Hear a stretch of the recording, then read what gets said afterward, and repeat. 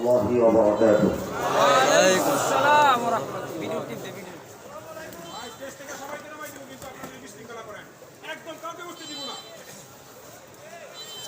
نحمده ونستعينه ونستغفره ونؤمن به ونتوكل عليه ونعوذ بالله من شرور أنفسنا ومن سيئات أعمالنا من يهده الله فلا مضل له ومن يضلله فلا هادي له ونشهد أن لا إله إلا الله وحده لا شريك له ونشهد أن سيدنا ومولانا وسندنا وحبيبنا محمدا عبده ورسوله صلى الله تعالى عليه وعلى آله وأصحابه وبارك وسلم تسليما كثيرا كثيرا.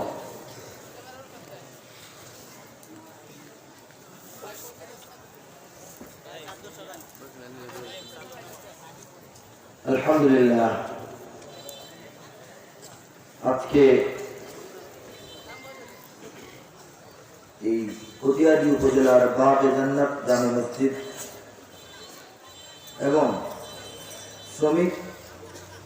শ্রমজীবী সমবায় সমিতি যৌথ উদ্যোগে এটা হচ্ছে ৮ম বার্ষিক ইসলামী মহাসম্মেলন। আগে আরো ৭বার হয়েছে, ঠিক না? এই ইসলামী মহাসম্মেলন মানে হচ্ছে, সম্মেলনটা হচ্ছে সমবেত হওয়া, একত্রিত হওয়া, মেলা মেলা মেলা বলে না? মহাসম্মেলন হচ্ছে বিশাল সমাবেশ, অজস্র মানুষ একত্রিত হবে। এটা ইসলামের ডাকে, ইসলামের নামে, এই জন্য এটা ইসলামী মহাসম্মেলন, ঠিক কিনা? আজকের এই মহাসম্মেলনে যারা আমরা উপস্থিত হয়েছি, একটা প্যান্ডেলের নিচে আমরা এসে বসছি আপন ভাই বেরাদরের মতো, অথচ একটু চিন্তা করলে দেখা যাবে আমাদের নাম কিন্তু এক না, সবার নাম এক,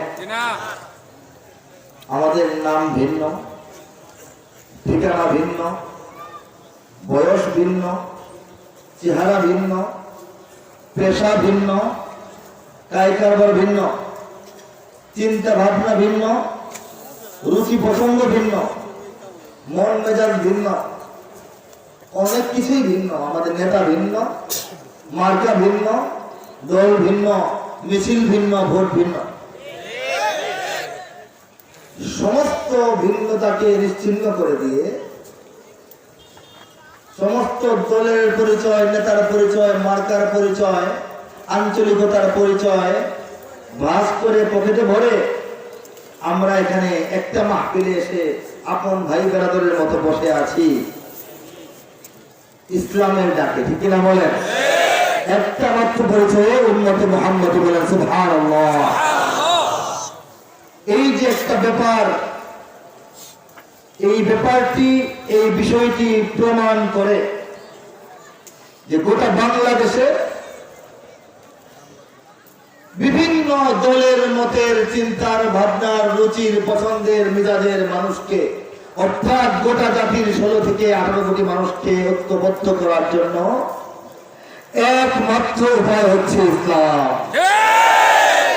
ঠিক কিনা? চিৎকার করে বলে, একমাত্র উপায় ইসলাম। এছাড়া এই বাংলাদেশে এমন কোন শক্তি নাই, এমন কোন যুক্তি নাই, এমন কোন আর পরিচয় নাই যে পরিচয়ে বাংলাদেশের সমস্ত মানুষ এক জায়গায় আসতে পারে। কাজেই জাতীয় ঐক্যের যে প্রয়োজন, দেশকে এগিয়ে নেওয়ার জন্য, দেশের উন্নয়নের জন্য, দেশের স্বাধীনতা সার্বভৌমত্ব রক্ষা করার জন্য, দেশের সামগ্রিক অগ্রগামিতার জন্য যে জাতীয় ঐক্য প্রয়োজন, যে জাতীয় ঐক্য গড়তে গিয়ে আমাদের বাংলাদেশের রাজনীতিবিদেরা ব্যর্থ হয়ে যান, বিদেশের সাহায্য নিয়েও বিদেশের কূটনীতিকরা বাংলাদেশের গোটা জাতিকে ঐক্যবদ্ধ করতে পারেন না। এত চিন্তার, টেনশনের তো কারণ নাই। এই জাতিকে ঐক্যবদ্ধ করতে পারবে শুধুমাত্র ইসলাম। ইসলামের পতাকা উড়িয়ে দেন, এই দেশের মানুষ সব এই পতাকা নিতে চলে আসবে, আপন ভাইয়ের মতো চলে আসবে, কোন সন্দেহ থাকবে না। একটা মাহফিলের যে দৃশ্য গোটা বাংলাদেশের হয়ে যাবে, ঠিক সেই দৃশ্য বলে গোটা পৃথিবী ছিল বিক্ষিপ্ত, মানুষে মানুষে হানাহানি, রাহাজানি, খুনাখুনি, যুদ্ধ, বিগ্রহ, বিরোধিতা, প্রতিশোধের লেলিহান শিখে চলছিল গোটা বিশ্বে। আজ থেকে 1500 বছর আগে, 1400 বছর আগে, 3000 বছর আগে সেই গোটা বিশ্বের ছড়ানো ছিটানো বিক্ষিপ্ত বিশ্ব মানবতাকে এইরকমই একটা প্যান্ডেলের নিচে আপন ভাইয়ের মতো আইনা বসায় বলছিলেন তাজদারে কায়নাত মুহাম্মদ মুস্তাফা সাল্লাল্লাহু আলাইহি সাল্লাম। ইসলামের ভিত্তিতে কালেমার পতাকা তোলে, তাওহীদের পতাকা তোলে। সেই তাওহীদের পতাকা যতদিন পর্যন্ত বাংলার জমিনে কায়েম না হবে, ততদিন পর্যন্ত বাংলাদেশের এই হিংসা, বিদ্বেষ, দূরত্ব, বিভক্তির কোনো সমাধান হবে না। আপনাকে আমার সঙ্গে একমত কিনা বলে হাত তোলা, বলে একমত কিনা? এটা বাস্তবতা। এই বাস্তবতাকে লুকিয়ে রাখা হয়। এই বাস্তবতাকে সবার বুঝতে হবে, মানতে হবে, স্বীকার করতে হবে। ঠিক আছে বলে, ঠিক কিনা বলে?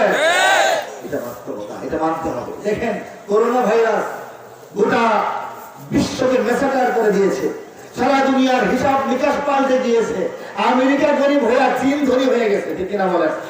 খবর বান্নায় গতকালকে নিউজ যে বর্তমান বিশ্বের সবচেয়ে ধনী শক্তি বর্তমানে চীন হয়ে গেছে। এই 4-5 দিনের গত কয়েকদিনের আমাদের আগে ধারণা ছিল জরিপের ফলাফল চলে আসছে। ঠিক কিনা জোরে বলেন? হ্যাঁ, পরাশক্তি চেঞ্জ হয়ে গেছে। গোটা বিশ্বের ব্যবসা বাণিজ্য, অর্থনৈতিক হিসাব নিকাশ চেঞ্জ হয়ে গেছে। এত কিছু যে হয়েছে, বাংলাদেশে তো করোনা এসছে, অনেকেই মারা গেছেন, অনেকেই ভুক্তভোগী হয়েছেন। কিন্তু দেখেন, এই করোনার মধ্যে এখন তো আমরা এতটা সতর্ক না, কিন্তু এই করোনার মধ্যে আমরা ঠিকই মাস্ক লাগাই কিছুদিন আগেও ঘুরতাম, আমরা বাজারে যাইতাম না, আমরা একে অপরের সঙ্গে কাছাকাছি যাইতাম না। রাতের বেলা শরীর গরম লাগলে মনে হতো যে আজকে তো অমুকের সঙ্গে দেখা হয়েছিল, হাত মিলিয়েছিলাম, মনে হয় আমাকে ধরেছে। এরকম চিন্তা, টেনশন আমাদের গত বছরও ছিল, এর আগের বছরও ছিল। কিন্তু গত বছরও মাহফিল বন্ধ থাকে নাই, এর আগের বছরও মাহফিল বন্ধ থাকে নাই। বাইরে আমরা একে অপরের সঙ্গে কাছাকাছি আসি না, কিন্তু মাহফিলে এসে যখন বসে যাই তখন মাথার মধ্যে ঘূর্ণাক্ষরেও চিন্তা আসে না যে আমার পাশের লোকটির করোনা আছে কি নাই, আমার করোনা হবে কি হবে না। এতে বোঝা যায় বাংলাদেশের মানুষ জীবনের রিস্কের চেয়ে, জীবনের সংকটের চেয়ে, জীবনের যে ভয়, মৃত্যুর ভয়, মৃত্যুর ভয়ের চেয়ে বেশি ইসলামকে ভালোবাসে। ইসলামের চাইতে মৃত্যুকে বেশি ভয় করে না। ঠিক কিনা বলে? একটা জাতিকে শক্তিশালী করার জন্য, একটা জাতিকে ঐক্যবদ্ধ করার জন্য, একটা জাতিকে সুপার পাওয়ারে পরিণত করার জন্য যে একটা স্পৃহার প্রয়োজন হয়, যে একটা চেতনার প্রয়োজন হয়, যে একটা জাতীয় ঐক্যের জাগরণের চিন্তার ভাবনার প্রয়োজন হয়, সেই চিন্তা, চেতনা, স্পৃহা এবং জাগরণ তো আল্লাহ রাব্বুল আলামিন এই 18 কোটি মুসলমানের মধ্যে ইসলাম আকারে দিয়ে রেখেছেন, ইমানি শক্তি দিয়ে রেখেছেন। সেই শক্তিকে আমরা ভুলে গিয়ে, পিছনে ফেলে, তুচ্ছ করে, বাইরে ফেলে, নিচু করে, ছোট করে আমাদের প্রচলিত মিডিয়াগুলি খালি অন্য জিনিস প্রচার করে, ইসলামের প্রচার তারা করে। কথা ঠিক কিনা বলে? কিন্তু দেশটা তো ইসলামের, সমস্ত রকমের দলিল পত্রে প্রমাণিত বাংলাদেশ ইসলামের, অন্য কারণ নয়। এদেশে আল্লাহু আকবারের সুরে সূর্য ওঠে, এদেশে আল্লাহু আকবারের সুরে সূর্য ডোবে। শুনেন নাই আমি বারবার শুনবেন, যতদিন বাংলাদেশ এই যে স্বাধীনতা, সার্বভৌমত্ব রক্ষার সংগ্রাম চালিয়ে যাবে, জাতীয় ঐক্যের সংগ্রাম চালিয়ে যাবে, ততদিন এই সঙ্গীত আমাদের আত্মপরিচয়ের কথা বলবে। আমার সঙ্গে আপনারা হাত তুলে গিয়ে উঠবেন, এদেশে আল্লাহু আকবারের সুরে সূর্য ওঠে, এদেশে আল্লাহু আকবারের সুরে সূর্য ডোবে, এদেশে আল্লাহু আকবারের সুরে সূর্য ওঠে, এদেশে আল্লাহু আকবারের সুরে সূর্য ডোবে। এদেশের মাল্লা মাঝি কিষান মজুর সবার ঠোঁটে শোনো রে লা ইলাহা ইল্লাল্লাহর জিকির ওঠে। মাঝি কিষান মজুর সবার ঠোঁটে শোনো রে লা ইলাহা ইল্লাল্লাহর জিকির ওঠে। ইমানের তপ্ত আগুন জ্বলছে সবার বুকে বুকে, ইমানের তপ্ত আগুন জ্বলছে সবার বুকে বুকে, সেই আগুন দেশ থেকে দেশ দেশান্তরে জ্বালতে হবে। এদেশে আল্লাহু আকবারের সুরে সূর্য ওঠে, এদেশে আল্লাহু আকবারের সুরে সূর্য ডোবে। দুশ্মনের কান পর্যন্ত, প্রাণ পর্যন্ত এই আওয়াজ পৌঁছে দেন, এই বার্তা পৌঁছে দেন, এই ঘোষণা পৌঁছে দেন যে এই দেশ যে কারো দেশ নয়। এদেশে আল্লাহু আকবারের সুরে সূর্য ওঠে, এদেশে আল্লাহু আকবারের সুরে সূর্য ডোবে।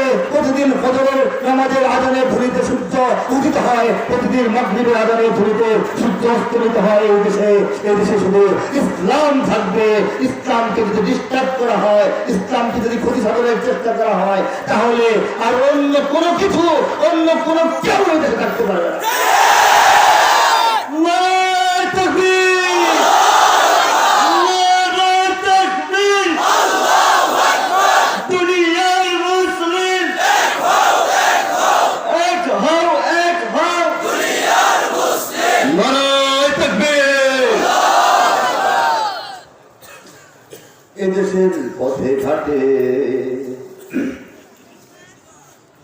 এদেশের বাজার হাটে,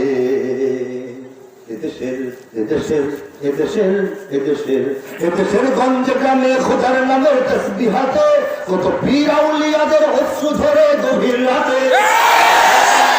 খোদার নামের তসবিহাতে কত পীর আউলিয়াদের অশ্রু ধরে গভীর রাতে। এদেশের সন্তানেরা ভক্তরে যায় কুরআন বুকে, সন্তানেরা ভক্তরে যায় কুরআন বুকে। সেদেশে আল কোরআনের শাসন কায়েম করতে হবে। সবাই সুরে সূর্য ওঠে এদেশে, আল্লাহু আকবার সুরে সূর্য ডোবে এদেশে, আল্লাহু আকবারের সুরে সূর্য ওঠে এদেশে, আল্লাহু আকবারের সুরে সূর্য ডোবে। এদেশের জলে স্থলে, এদেশের ফুল ফসলে, এদেশের সবুজ মাটি, সবুজ ঘাসে, সবুজ বনে, মদিনার সবুজ মিনার ঝলসে ওঠে দুই নয়নে। এদেশের সবুজ মাটি, সবুজ ঘাসে, সবুজ বনে, মদিনার সবুজ মিনার ঝলসে ওঠে দুই নয়নে। এদেশের শিকড় তলে দিল্লিতে বাওয়াজি করে, দিল্লিতে বাওয়াজি করে। শিকড় জানি ছড়িয়ে আছে দূর আরবে এদেশে, আল্লাহু আকবারের সুরে সূর্য ওঠে এদেশে, আল্লাহু আকবারের সুরে সূর্য ডোবে এদেশে, আল্লাহু আকবারের সুরে সূর্য ওঠে এদেশে, আল্লাহু আকবারের সুরে সূর্য ডোবে। সবাই মিলে এই যে বাংলাদেশের ঐক্যের শক্তি, বাংলাদেশ স্বাধীন হওয়ার সবচেয়ে বড় কারণ ইসলাম। বাংলাদেশ এখনো যে স্বাধীন আছে, এটা সবচেয়ে বড় কারণ ইসলাম।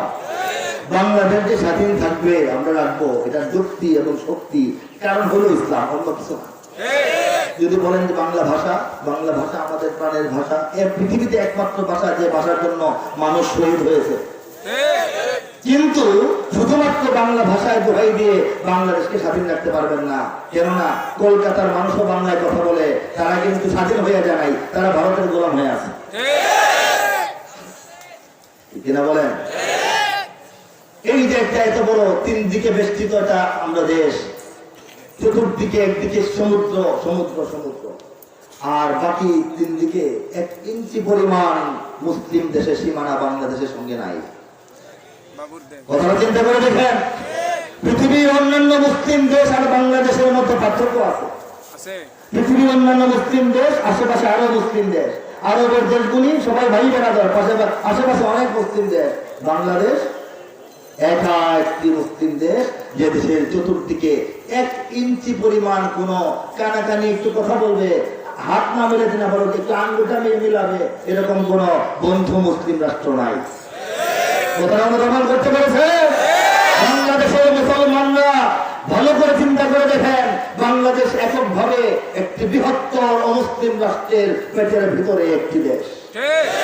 এই দেশ মক্কা মদিনা থেকে হাজার হাজার মাইল দূরের দেশ।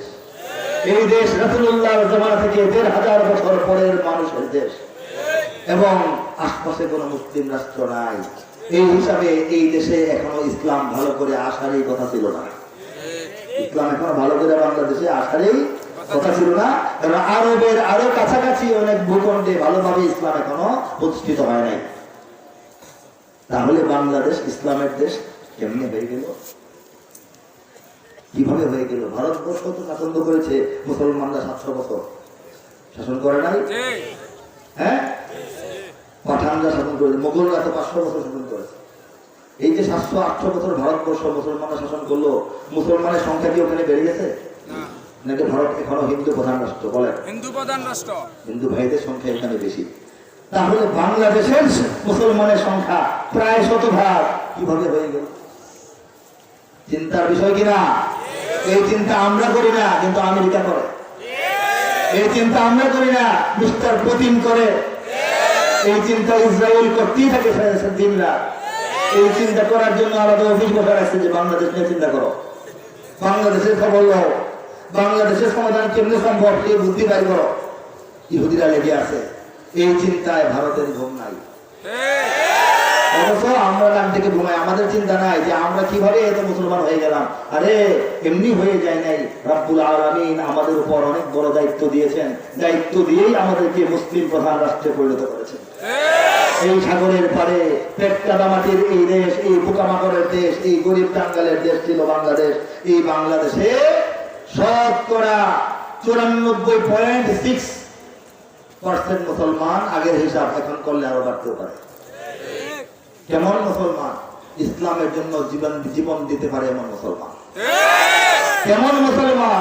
সারা দুনিয়ার দাওয়াত ও তাবলীগের মানুষেরা পবিত্র হজের পর সবচেয়ে বড় মুসলমানদের জমায়েতটা ইজতিমাটা বাংলাদেশের জমিনে হয়।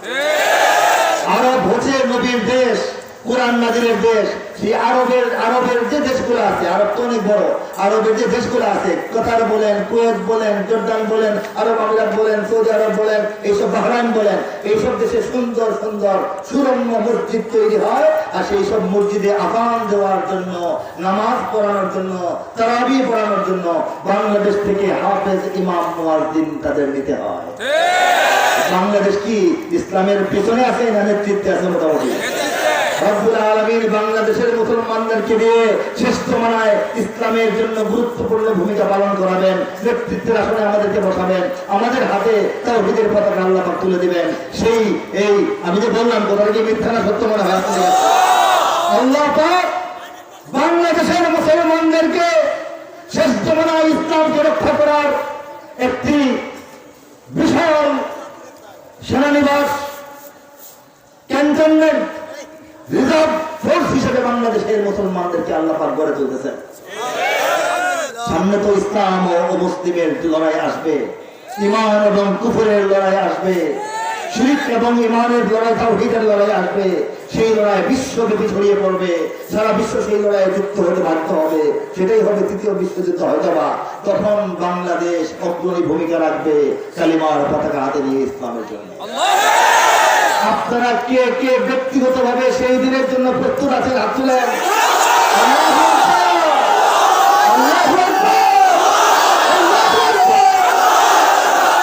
শাহজালালের তলোয়ার, নারায়ে তাকবীর।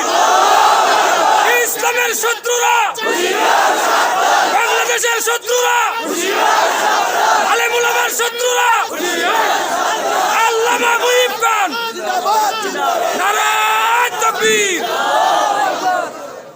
সূর্য যখন উদিত হয়, সূর্য যখন উদিত হয়, সেই সূর্যের আলোকে আপনি কালো কাপড় দিয়া, ত্রিপল দিয়া, এই উপরে সামিয়ানা দিয়া ঢাকতে পারবেন না। বাংলাদেশ, আল্লাহ রাব্বুল আলামিন বাংলাদেশকে হাতে নিয়ে নিয়েছে। বাংলাদেশের জমিনকে শুধুমাত্র একমাত্র ইসলামের জন্য কবুল করে ফেলেছে। এখন আপনি ওই টেলিভিশন আর এই কিছু নাস্তিক মুরতাদ কথা বলবে, আর কিছু পত্রিকায় লিখবেন, আর এই করবেন সেই করবেন, দেশের ভিতরের ষড়যন্ত্র, বাইরের ষড়যন্ত্র, সবকিছু মিলে কোনো ফায়দা হবে না। يريدون ليطفئوا نور الله بأفواههم الله متم نوره ولو كره الكافرون। তারা চায়, তারা চাইবে, তারা চাচ্ছে, তারা চেয়ে থাকে আল্লাহ রাব্বুল আলামিনের জ্যোতি বা নূরকে ফু দিয়া নিভাই দিতে। তারা এমন সহজ মনে করে, কিন্তু আল্লাহ কি চান সেটা দেখতে হবে। আল্লাহ চান তিনি তার আলোকে, তিনি তার জ্যোতিকে পূর্ণাঙ্গ রূপে প্রজ্বলিত করবেন। যদিও কাফেররা মনের মধ্যে কষ্ট পায়, ব্যথা পায়, ভালো লাগে না, তেক্ত লাগে, বিরক্ত লাগে, টেলিভিশনে বসে বসে ভঙ্গ করে মৌলবাদী মৌলবাদী, সাম্প্রদায়িক সাম্প্রদায়িক, স্বাধীনতা বিরোধী স্বাধীনতা বিরোধী। আরে কে স্বাধীনতা বিরোধী? তোমরা স্বাধীনতা বিরোধী। তোমরা বাংলাদেশের 90% মুসলমানের উপরে কলকাতার সংস্কৃতি এনে জোর করে চাপিয়ে দিতে চাও নববর্ষের দিন। তোমরা এই দেশ জাতির দুশ্মন, এই সংস্কৃতির দুশ্মন। তোমরা শীতের পিঠার খবর দাও, তোমরা অমুক নায়িকার জন্মদিনের খবর দাও, অথচ শীতকাল ব্যাপী 3-4 মাস যাবৎ বাংলাদেশের প্রত্যেকটা পাড়ায় মহল্লায় গ্রামে গঞ্জে মাঠে ময়দানে এই খেতে খামারে অসংখ্য মাহফিল হয়। লক্ষ লক্ষ কোটি কোটি বাংলাদেশের মানুষ এই মাহফিলে যোগদান করে। এই দেশের কৃষকেরা, এদেশের শ্রমিকেরা, এদেশের পেশাজীবীরা, এদেশের শ্রমজীবীরা, এদেশের ওলামা, এদেশের জনতা, এদেশের যুবক, তরুণ এবং কিশোরেরা এইসব মাহফিলে ঝাঁপিয়ে পড়ে। এক একটা মাহফিল নিয়ে গ্রামে গঞ্জের মেলা বসে যায়, আসর বসে যায়। এক একটা মাহফিল কেন্দ্র করে গ্রামের মধ্যে উৎসব বসে যায়। আয়োরি আসে, নায়রি আসে, বিয়ে শাদীর ডেট হয়, মেয়ে দেখানোর ডেট হয়। এই যে বাংলাদেশের সমস্ত মানুষের এত বড় জাতীয় উৎসব দিনী মাহফিলগুলি, কোন একটা কুলাঙ্গার সাংবাদিক, কোন একটা কুলাঙ্গার টেলিভিশন আজ পর্যন্ত 1 মিনিটের প্রতিবেদন দেয় নাই যে শীতকালে মাহফিল।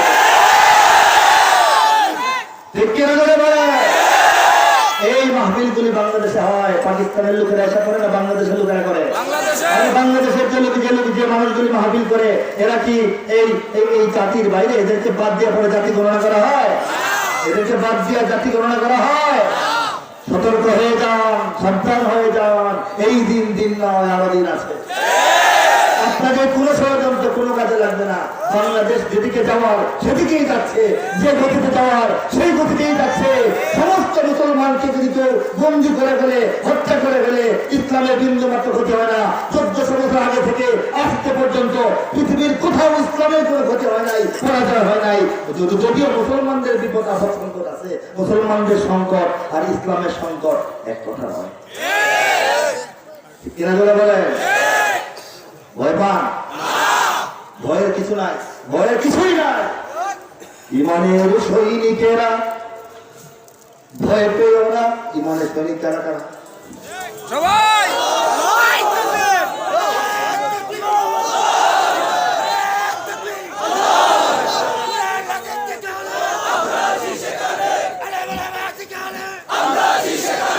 ইমানের সৈনিকেরা ভয় পেও না, রাত্রি আধার হচ্ছে বলে। যত রাত হোক না আধার, আসবে সকাল সময় হলে। এ স্বাধীন জন্মভূমির লক্ষ্মীরা সব প্রস্তুতি নাও দিন বদলে। এই স্বাধীন জন্মভূমির রক্ষিকার হাত তোলেন। এই জন্মভূমির রক্ষা করবে তো? ওরা কি মনে করছে? ওরা কি মনে করেছে আমাদেরকে? এই স্বাধীন জন্মভূমি 1 ইঞ্চি মাটি ছাড়বো না।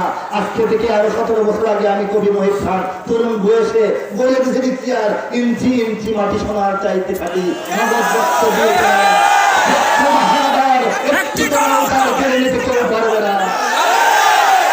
চারিদিকে দুশ্মন, ভেঙনা মন, সাহস জমিয়ে রাখো বুকে। ইমান চিন্তা করে জিহাদের হুঙ্কারে পরাজিত করো শত্রুকে। বলি নাই, চিন্তা ভাবনা না করে বলি নাই।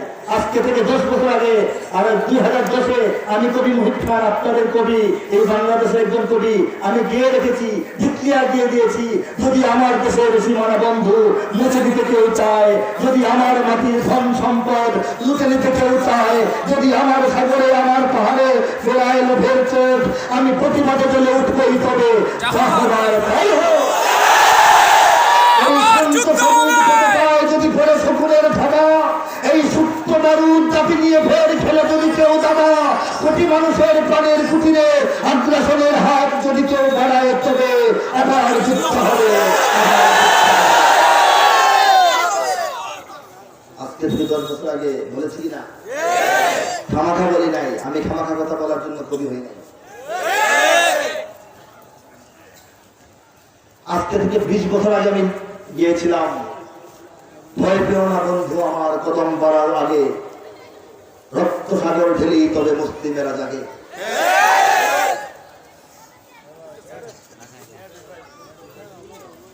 20 বছর পর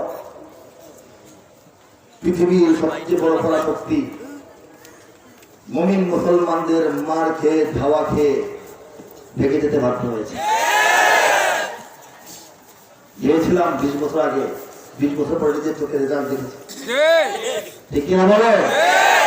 কাজেই এদেশের ইসলাম বিরোধীরা, এদেশের দেশ বিরোধীরা, এদেশের জাতীয় সংস্কৃতি বিরোধীরা, এদেশের গণমানুষের বিরোধীরা যে সব বিদেশি প্রভুর শক্তিতে শক্তিমান হয়ে এখানে কাজ করে, প্রভুদের ঠ্যাং তো কাটতেছে, এই খবর তারা রাখে না, এই খবর তারা রাখে না, এই খবর তারা রাখে না।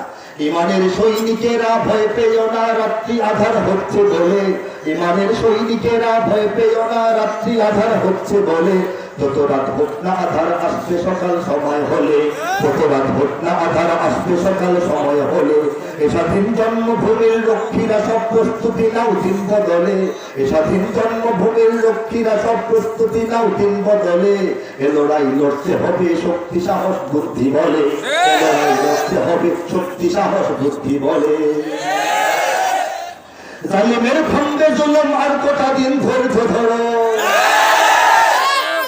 ছোট হার নাও সয়ে আজ সামনে বিজয় আসবে বড়, কত আর রাজপথে লাশ পড়বে এবার লড়াই করো, এ সময় পাল্টে যাবে উল্টো বাতাস বইবে ঝড়, শহীদের রক্ত ধারায় এদেশের পাড়ায় পাড়ায়, শহীদের রক্ত ধারায় এদেশের পাড়ায় পাড়ায়, সময়ের এক ইশারায় লক্ষ আগুন উঠবে জলে, সময়ের এক ইশারায় লক্ষ আগুন উঠবে জলে।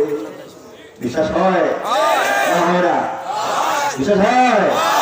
ওরা কিছুই করতে পারবে না, ওরা কিছুই করতে পারবে না। আল্লাহ বলেছেন আনতুম আলাউন ইন কুনতুম মুমিনিন, মুমিনিন, মুমিনিন ওয়ালা তাহিনু ওয়ালা তাহজানু, তোমরা ভয় পেও না, দুঃখ করো না, হতাশ করো না, তোমাদেরই বিজয় হবে যদি তোমরা মুমিন হয়ে থাকো। ঠিক, এই আমরা কি মুমিন না? মুমিন, আমরা গুনাহগার কিন্তু মুমিন না? মুমিন, ভালো মুমিন, ভালো মুমিন। আল্লাহকে এত ভালোবাসনেওয়ালা মুমিন দুনিয়া ঘুরে দেখে আসেন, কম পাবেন।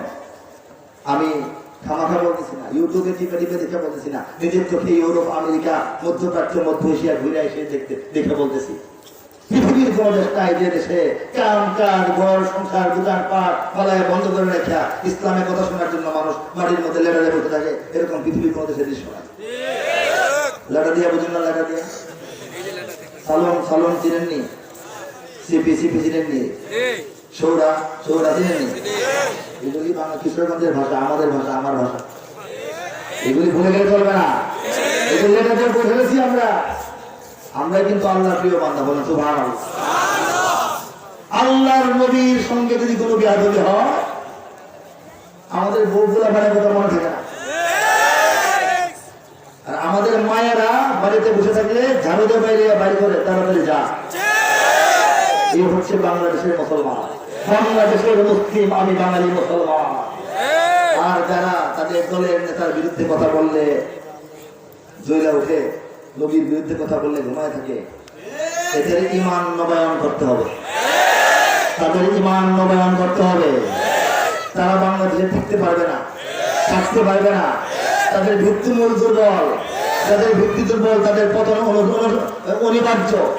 আমি সমস্ত সবার কথা বলতেছি, কোনো বিশেষ শক্তি কথা বলতেছি না। যারা আল্লাহর উপর আঘাত আসলে, নবীর উপর আঘাত আসলে, ইসলামের বিরুদ্ধে কটাক্ষ হলে যাদের গায়ে লাগেই না, তারা এই বাংলাদেশে বসবাস করার যোগ্যতা হারিয়ে ফেলেছে। ঠিক কিনা জোরে বলেন? কাজেই আমাদের চাকতে হবে। দেখো মার্কিন ভারতের চলছে আঘাত এদেশ ঘিরে, দেখো চীন মায়ানমারের জাল আমাদের ঘিরছে ধীরে, দেখো মানচিত্র ভাঙার কাজ চলে পর্বত গভীরে। বাংলাদেশের 3টা পার্বত্য জেলায় খ্রিস্টানরা কাজ করতেছে, মিশনারি গুলা কাজ করতেছে, বাংলাদেশকে ভাগ করে ওই 3 জেলা নিয়ে আর একটা রাষ্ট্র বানাতে চায়। গোপন তথ্য অনেক আগে থেকে পত্র পত্রিকায় পড়ি, আমি তো আর গোয়েন্দা না, শুনি আর কি, দেখি আর কি, বুঝি আর কি। এই ষড়যন্ত্র কি সফল হতে দেওয়া যাবে? আরেক ষড়যন্ত্র তো সবাই জানে, দেখো ইসলাম বিনাশের প্রস্তুতি নাস্তিক শিবিরে। কি করতে হবে আমাদের? এখন হে তরুণ নাই দেরি আর জাগো আজ হও হুঁশিয়ার, হে তরুণ নাই দেরি আর জাগো আজ হও হুঁশিয়ার। এ জাতির সত্যিকারের মুক্তি যদি চাও তাহলে, এ জাতির সত্যিকারের মুক্তি যদি চাও তাহলে, ইমানের সৈনিকেরা ভয় পেও না, রাত্রি আধার হচ্ছে বলে। যত রাত হোক না আধার আসবে সকাল সময় হলে, যত রাত হোক না আধার আসবে সকাল সময় হলে। ওরা কি চায় বলবো? ওরা ইসলাম যদি চায় বাদ দিতে সংবিধান থেকে, আমরা কি করব? মোরা ইসলাম দিয়ে এই রাষ্ট্রটাকেই রাখবো ঢেকে। ওরা ইসলাম যদি চায় বাদ দিতে সংবিধান থেকে, মোরা ইসলাম দিয়ে এই রাষ্ট্রটাকেই রাখবো ঢেকে। ওরা কোরআনকে অসম্মান যদি দেয় দেখবো সে কে, দেখবো সে কে, সে কে কোন চেয়ারে বসে আমরা দেখে ছাড়বো। ঠিক কিনা বলে? কাফনের পরব কাপড় গায়ে শহীদের রক্ত মেখে, দেখে বসতো, দেখে বসতো। আল্লাহু আকবার, আল্লাহু আকবার।